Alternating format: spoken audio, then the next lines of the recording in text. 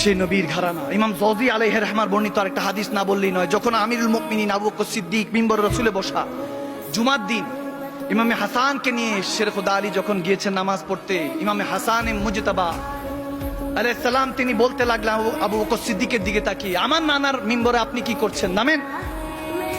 হায় হায় হায়, এতদিন তো দেখেছেন নানা জান এখানে বসতেন, এখন আবু বকর সিদ্দিক বসা, বলতেছে আমার নানা জান এই মিম্বার, আপনি এখানে কি করছেন, নামেন।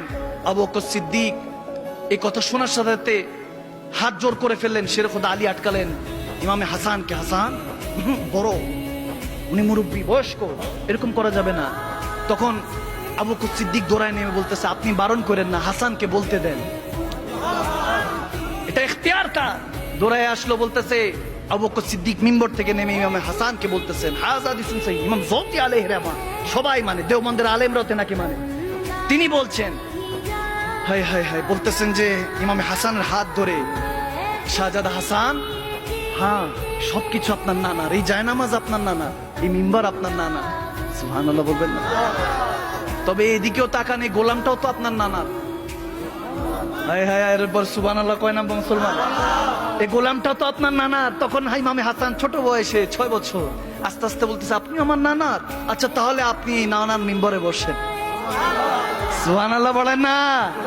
আমি চিন্তা করলাম আল্লাহু আকবার, আবু বকর সিদ্দিকের এটা, তখন হযরত ফারুক আযম ওমর ইবনুল খাত্তাব, যে ওনারই হিসাবটা কেমন ছিল, ঠিক সেম অবস্থায় ইমামে হোসাইনের ব্যাপার যখন পড়লাম, যে জুমার দিন, ঠিক এরকম জুমার নামাজের দিন যখন ইমামে হোসাইন নামাজ পড়তে গেলেন, আবু বকর সিদ্দিক ইন্তেকাল করেছেন, ওমর ইবনুল খাত্তাব ফারুক আযম ওই দায়িত্বে বসেছেন, আমিরুল মুমিনিন যখন মিম্বরের রাসূলে দাঁড়িয়ে খুতবা দিলেন, ইমাম হোসাইন হঠাৎ করে সেই 6 বছর বয়সে আবার ভাইয়ের মধ্যে প্রশ্ন করে বসলেন, এই ওমর, আমার নানার মিম্বরে কি করছেন, নামেন।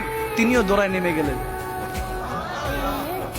এবার আর শের খুদা আলী আটকাইতেছে না, বলতেছে হাসান তো ঠান্ডা, তারপরও আটকানো যায়, হোসাইন তো গরম, ঠান্ডারে যেহেতু আটকাইতে পারি নাই, আবু বকরও ঠান্ডা মেজাজের জামাল, হাসানও জামাল, কিন্তু এখানে হোসাইনও জালাল, ওমরও জালাল, জালালকে ঠিক করতে জালালই লাগবে, জামালিয়াত এখানে আসবে না। মওলা আলী চুপ খামোশ বসে আছেন, তারপরে একটু ধরেছেন যে হোসাইন ইশারা দিয়েছেন, এরকম করে না, মুরব্বী ইশারা দিয়েছেন।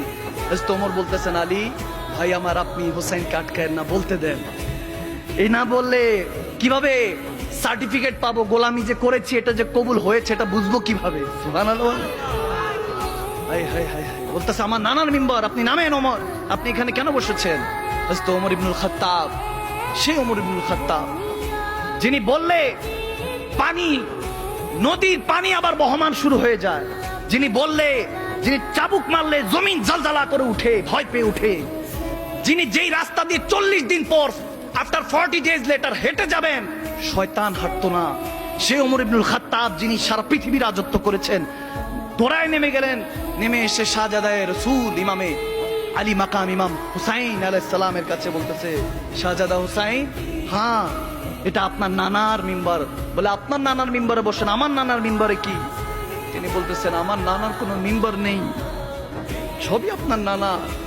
যা খাই আমরা মুসলমান বান্দা, সবাই আল্লাহর বান্দা, রাসূলের উম্মত, সবাই আপনার নানার সাদাকায়, যা কিছু, আমার নানার কোনো মিম্বর নেই। ইমামে হুসাইনে কারবালা, শহীদে কারবালা বলতেছেন, আপনার নানার মিম্বর নেই, তাহলে আমার নানার মিম্বরে বসে। হায় হায় হায়, সুবহানাল্লাহ। मिलेगी जन्नत, पिएगा कौसर, उसी का महशर में चैन होगा। मिलेगी जन्नत, पिएगा कौसर, उसी को महशर में चैन होगा। नबी मोहब्बत करेंगे उससे कि जिसके दिल में हुसैन होगा।